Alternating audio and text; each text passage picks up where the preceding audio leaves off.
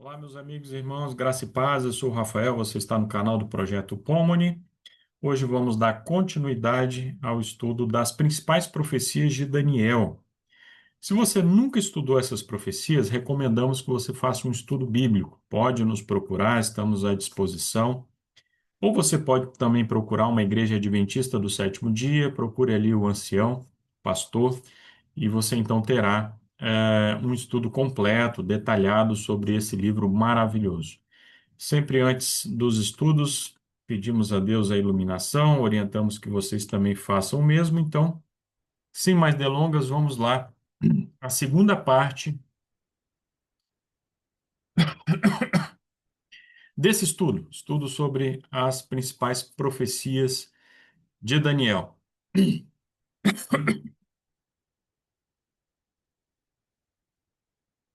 Muito bem, Jesus fez menção à maior profecia messiânica da Bíblia. Você sabe qual é a profecia das 70 semanas? E a tônica da pregação de Jesus Cristo era: o tempo está cumprido e o reino de Deus está próximo. Lemos isso em Marcos 1,15, primeira parte, em outras passagens dos evangelhos também. Agora, eis a pergunta: que tempo é esse que estava cumprido? Jesus estava se referindo ao quê? É comum no meio evangélico essa informação acabar passando batida, né? As pessoas não se dão conta de que Jesus está se referindo a uma profecia do profeta Daniel, mais especificamente a profecia das 70 semanas, mencionada pelo anjo Gabriel, né, na explicação que o anjo Gabriel deu a Daniel, depois dele ter tido ali a visão relatada em Daniel 8, tá? Então vamos entender isso aqui melhor hoje. Mas é mais um elemento que aumenta a nossa confiança nas profecias do profeta Daniel, porque o próprio Jesus fazia menção à profecia, às profecias, né, de Daniel. Bem, no capítulo 8, nós temos ali a visão do carneiro e do bode. Daniel 8, verso 3 diz o seguinte: Levantei os meus olhos e vi, e eis que um carneiro estava diante do rio, o qual tinha dois chifres, e os dois chifres eram altos, mas um era mais alto do que o outro, e o mais alto subiu por último. Notem, é uma referência aos medos e persas. Os medos formaram o império primeiro, depois os persas, com Ciro o Grande, conseguiram sobrepujá-los, e os persas, dali para frente, se sobressaíram, né? Verso 4: Vi que o carneiro dava amarradas para o ocidente, para o norte e para o sul, e nenhum dos animais lhe podia resistir. Nenhum reino, nenhum império podia resistir à expansão persa, que conquistou a Babilônia, conquistou o Egito, mais ao sul, conquistou a Lídia, mais ao norte, dentre outros territórios, territórios dos escitanos, e assim formou-se um poderoso império, um império riquíssimo, né? O Império Persa.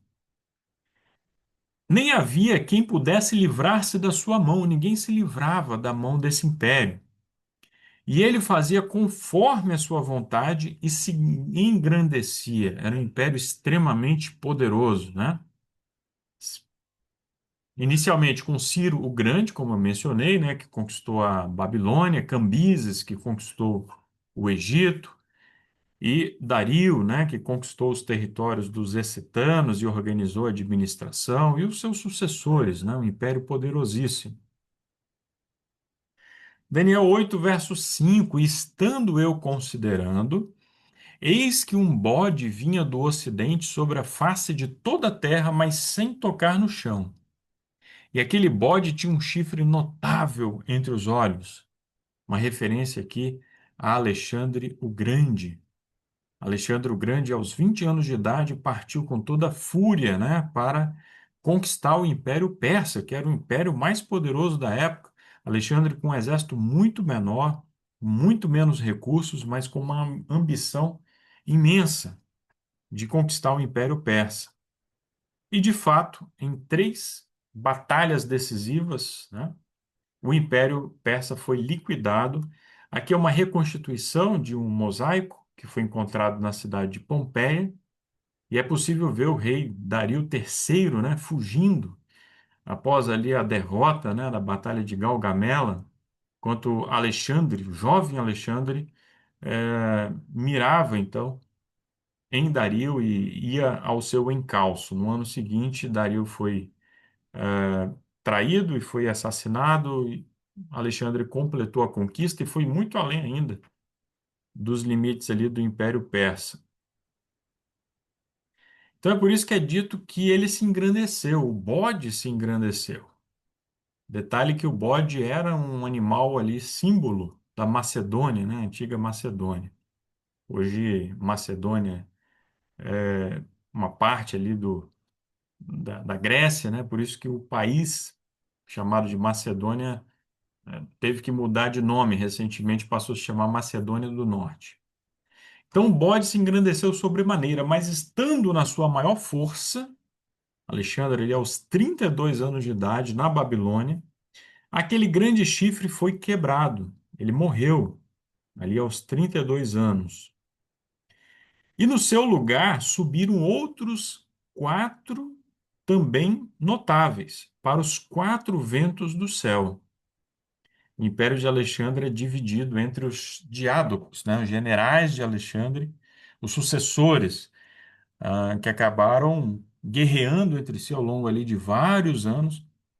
E em fins do século IV a.C., o império estava dividido ali entre os domínios de Seleuco, no Oriente, Cambises, perdão, que Cambises, né? Cambises, o rei persa que havia conquistado inicialmente o Egito. O Ptolomeu, o general Ptolomeu, que conquistou o Egito, né? Fundou ali uma dinastia, dinastia Lágida ou Ptolomaica. Lisímaco ficou com a Trácia e Cassandro ficou com a Grécia. Então, aqui se cumpriu claramente essa profecia do império dividido ali em quatro. Em Daniel 7, nós já vimos que o leopardo de quatro cabeças simboliza a Grécia helenística, né? Porque havia uma unidade cultural garantida pela cultura grega, mas o império se dividiu em quatro reinos. E depois dois se destacaram, que é o grande embate que nós vemos lá na primeira parte do capítulo 11 de Daniel, né? O embate entre a dinastia Seleucida, que governava aqui a Síria e o Oriente, e a dinastia Lágida ou a dinastia Ptolomaica do Egito. Bem, aqui, Daniel 8, a história é muito resumida, né? Então, há um salto ali para o império seguinte, que é o Império Romano, Daniel 8, verso 9. De um deles, ou seja, de um dos quatro ventos do céu, saiu um chifre muito pequeno. Passaram-se aproximadamente 500 anos, certo? Até que a pequena cidade de Roma se tornasse uma potência conquistadora. Então, inicialmente muito pequena ali na região do Lácio, na Itália, partiu primeiro para conquistar a Península Itálica e depois toda a bacia do Mediterrâneo, né? A começar pelo Mediterrâneo Ocidental, foram travadas ali as guerras púnicas contra os cartagineses, e depois Roma se voltou contra os reinos helenísticos na bacia oriental do Mediterrâneo, formando assim um império muito poderoso. Então é por isso que é dito que ele cresceu para o sul, para o oriente e para a terra formosa, Palestina. Palestina foi conquistada por Pompeu Magno, no ano 63 a.C. No nosso estudo de Daniel 11, isso é bem explicado ali. O que vem a seguir? Esse império se engrandeceu até contra o exército do céu, e alguns do exército e das estrelas lançou por terra e os pisou. Aqui nós temos um segundo momento de Roma, que não é mais Roma imperial, e sim Roma papal, né? Como que esse poder blasfemo que surge ali após a desintegração do Império Romano do Ocidente se volta contra o santuário celestial, contra o contínuo, e vai promover toda sorte de erros doutrinários que vão obscurecer o ministério de Cristo. O Papa vai se estabelecer no seu trono, ali a partir do século VI, começa o período de supremacia papal, ano 538, que vai até o ano 1798, né? Já falamos sobre esse assunto e hoje vamos dar uma pincelada, né, nesse ponto também. Então, notamos um duplo crescimento, Roma é um crescimento horizontal, para norte, para o sul, para o oriente, que é Roma imperial, e o crescimento vertical, que é justamente o de Roma papal, obscurecendo ali todo o sacrifício de Cristo. Então é dito que o chifre pequeno tira do príncipe, que é Jesus, o tamide, que é o contínuo, né? O ministério de Jesus não terminou na cruz, né? Continua no santuário celestial e todo o sacrifício da missa, tudo que é feito, confissão auricular, todos os enganos ali, a mediação, suposta mediação dos santos, tudo isso tira o foco do sacrifício de Jesus e de seu ministério no santuário celestial. Então, meu querido amigo, meu querido irmão católico, você que de forma sincera, né, tem seguido essas tradições, reflita. Aqui está a profecia, né, apontando para todos esses erros, né, que seriam promovidos e têm sido promovidos por uma instituição. Então, estamos aqui não atacando as pessoas, mas atacando os erros que uma instituição promove até os dias de hoje. Daniel 8, verso 13, nós temos aqui uma retomada das informações ali do chifre pequeno em Daniel 7. Depois ouvi um santo que falava, e disse outro santo àquele que falava: Até quando durará a visão do sacrifício contínuo e da transgressão assoladora, para que sejam entregues o santuário e o exército a fim de serem pisados? Uma pergunta: até quando? Até quando essa abominação vai continuar? Um poder que surge no meio cristão, mas que absorve muito do paganismo, faz uma grande mistura, uma grande salada, e está obscurecendo o tamide, o sacrifício de Cristo, um poder que persegue o santo, um poder blasfemo. Até quando isso vai durar? Daniel 8, verso 25 é dito: E pelo seu entendimento também fará prosperar o engano na sua mão. Então, uma característica forte desse poder é o engano, ele promove a mentira. De Babilônia, a adoração de imagens de escultura, né? Isso passou a sucessivas civilizações e a veneração a imagens, né, também chega ao catolicismo, ao papado. Da Pérsia, ele herdou o mitraísmo, que nos tempos do Império Romano se popularizou muito o culto ao deus Mitra, que estava associado ao sol, consequentemente ao Natal, né, devido ao solstício ali de inverno, né, a questão do nascimento de Mitra ali, essa data do Natal, que passa a ser a data do nascimento de Cristo. Nós sabemos que Jesus não nasceu no período do inverno, né, porque os pastores estavam no campo quando os anjos apareceram. Também temos aí o domingo, né, o dia solis. Tudo isso passa então ao catolicismo. Da civilização grega, nós temos aí a filosofia, né? Que é muito estudada nos seminários católicos, né? O neoplatonismo, imortalidade da alma, né? Isso foi absorvido pelo catolicismo. E de Roma, a estrutura administrativa e eclesiástica, o latim, cerimônias, ritos, de fato, Roma papal é uma sucessora de Roma, da Roma dos Césares.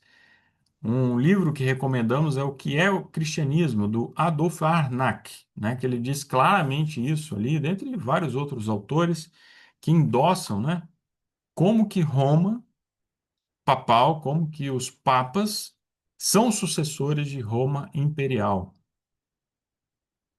Bem, então a resposta, lembre-se daquela pergunta, até quando? Até quando todos esses erros? Até quando, né? O santuário será pisado e tudo isso? Então a resposta vem no verso 8, 14, né? No capítulo 8, verso 14, temos a resposta. Até 2.300 tardes, manhãs, e o santuário será purificado. Bem, temos aí um período de 2.300 dias, porque uma tarde e uma manhã forma um dia. Vide lá o relato da semana da criação em Gênesis. O dia começa justamente no pôr do sol, então tarde e manhã, um dia. Aplicando o princípio dia-ano, que já explicamos no estudo anterior, né? Você pode ir a números 14 e 34, enfim. Nós temos 2.300 dias proféticos, que começam quando? Com a ordem para restaurar Jerusalém. Isso se deu no ano 457 antes de Cristo.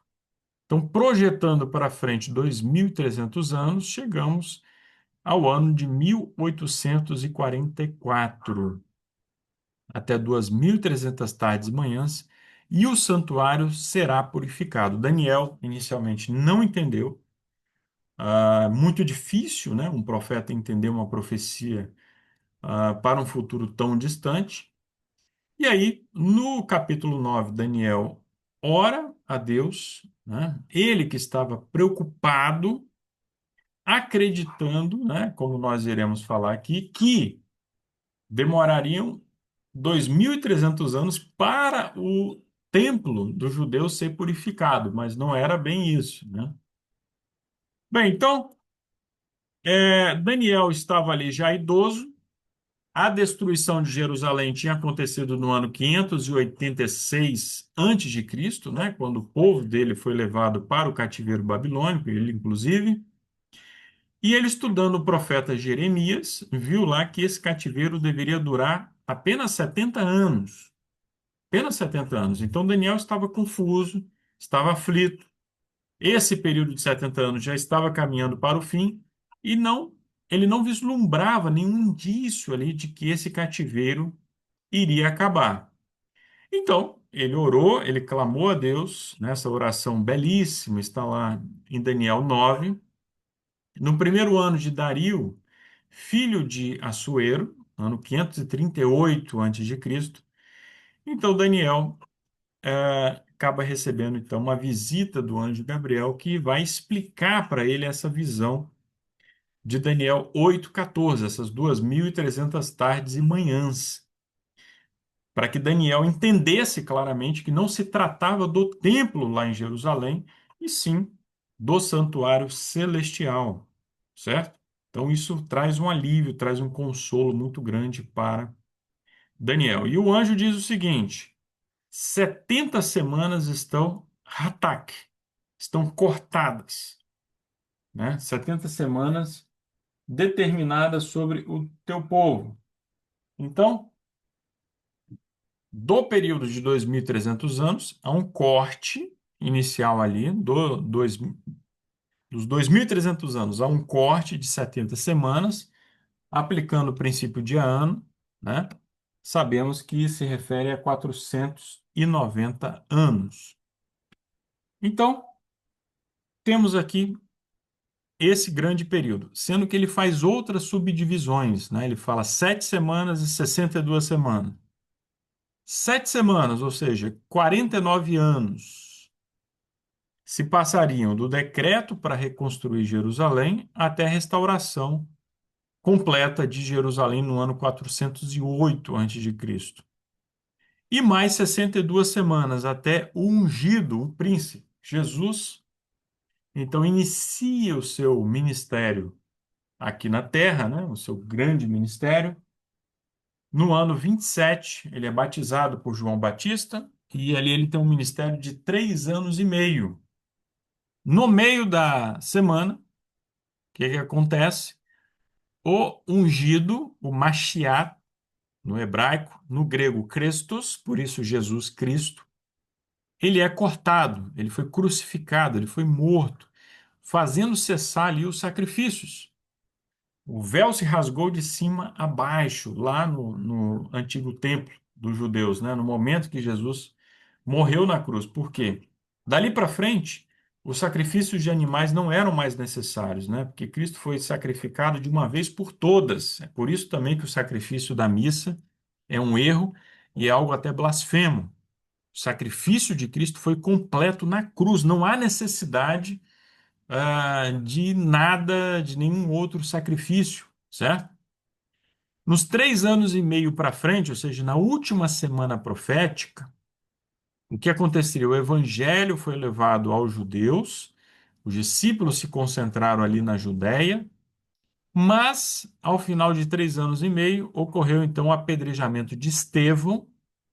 A partir dali, então, a aliança foi feita com muitos, né? Não diga que, de modo algum, que Deus rejeitou o povo judeu, né? Deus não rejeitou povo algum, judeus que rejeitaram, sim, a Jesus como o Messias. O que a profecia diz, lá em Daniel 9, é simplesmente que a aliança foi feita com muitos, ok? Então, só para recapitular essa profecia aqui das 70 semanas, né? Eu vou ler aqui mais uma vez, para ficar claro para todos. 70 semanas, Daniel 9, verso 24. 70 semanas estão determinadas sobre o teu povo e sobre a tua santa cidade para cessar a transgressão, para dar fim aos pecados e para expiar a iniquidade e trazer justiça eterna e selar a visão e a profecia e para ungir o Santíssimo. Sabe e entende, desde a saída da ordem para restaurar e para edificar Jerusalém, essa ordem está aqui, ó, por Artaxerxes. Leia lá o livro de Esdras, ano 457 a.C. Desde essa ordem, para edificar Jerusalém até o Messias, o príncipe, haverá 7 semanas e 62 semanas. Então ele coloca dois subperíodos, 7 semanas e 62 semanas. As ruas e o muro se reedificarão, mas em tempos angustiosos. Período ali de Esdras, de Neemias, Jerusalém foi reconstruída. Verso 26, e depois das 62 semanas será cortado o Messias, mas não para si mesmo, e o povo do príncipe que há de vir destruirá a cidade e o santuário. Já vou falar disso. Pulando aqui para o verso 27, quando terminam aqui as 70 semanas. E ele firmará aliança com muitos por uma semana. Aliança firmada aqui. E na metade das semanas fará cessar o sacrifício. Aqui na metade da semana o sacrifício foi cessado. E sobre a asa das abominações virá o assolador, isso até a consumação. Né? Então, temos aqui claramente a profecia das 70 semanas. Né? A aliança feita com muitos, aqui ao final da semana. O evangelho é levado aos gentios pelo apóstolo Paulo, pelos demais apóstolos, e o evangelho se espalha rapidamente, então, pelo território do Império Romano. Partindo então para frente, não há uma referência aqui nessa profecia à data especificamente, mas na história nós identificamos no ano 70 depois de Cristo, culminando ali uma revolta que havia começado no ano 66, e o povo do príncipe que há de vir destruirá a cidade, o santuário, e o seu fim será como uma inundação. Daniel 9, verso 26. Temos aqui o cumprimento dessa profecia, que aparece também em Mateus 24, o sermão profético de Jesus, a referência à destruição do templo. Não ficará ali pedra sobre pedra. Certo? Então temos ali como uma inundação. Essa imagem aparece também em Daniel 11, certo? Daniel 8:19, o tempo determinado, o tempo do fim.